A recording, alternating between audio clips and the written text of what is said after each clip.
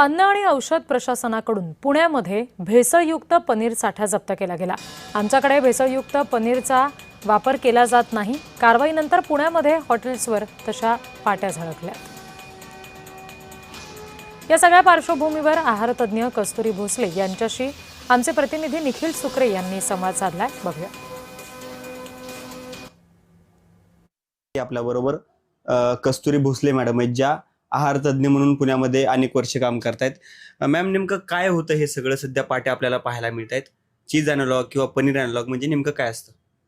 So चीज किंवा paneer analogue हे basically palm oil पासून बनलेलं आहे। आता जर तुम्ही बाकीच्या पण आधीपासूनच्या जर न्यूज बघत असाल किंवा वाचलेलंच असेल या विषयाबद्दल, तर पाम ऑइल हे सॅच्युरेटेड फॅटमध्ये खूप रिच असतं आणि त्याच्यामुळे आणि बऱ्याचदा तळलेल्या पदार्थांमध्ये जे मार्केटमध्ये सगळे आपल्याला आधीपासून मिळत आलेले आहेत, तर त्याच्यामधूनही भरपूर प्रमाणात पाम ऑइल आजपर्यंत आपण घेतलेलं आहे। सो त्या पाम ऑइलवरती एक वेगळ्या प्रकारची प्रक्रिया करून किंवा इतर काही त्याच्यामध्ये सिंथेटिक गोष्टी घालून हे अॅनालॉग पनीर जे आहे ते मुळात बनवलं जातं।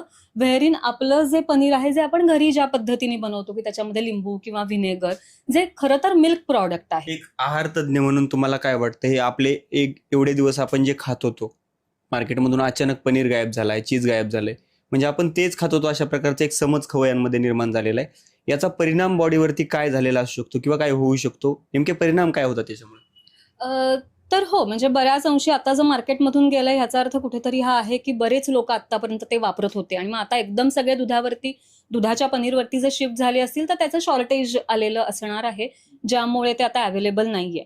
सो आतापर्यंत आपण घेतलेला आहे तर त्याचे परिणाम आतापर्यंत झालेलेही असतील, तेव्हा ते जाणवलेलेही असतील किंवा फ्युचरमध्ये ते जाणवतीलही। सो हृदय रोगावरती सगळ्यात जास्त ते रिलेटेड आहे। सो हृदयाशी सगळ्यात जास्त, आणि आता हे जे पनीर चीज हे जे प्रकार आपण म्हणतो, तर तरुण पिढी आपली अधिक प्रमाणामध्ये खाते आहे।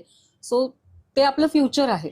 सो त्याच्यामध्ये परिणाम त्यांच्या आरोग्यावरती झालेले असू शकतात, पण अर्थात लगेच काही घाबरून जायची गरज नाहीये, पॅनिक व्हायची गरज नाहीये।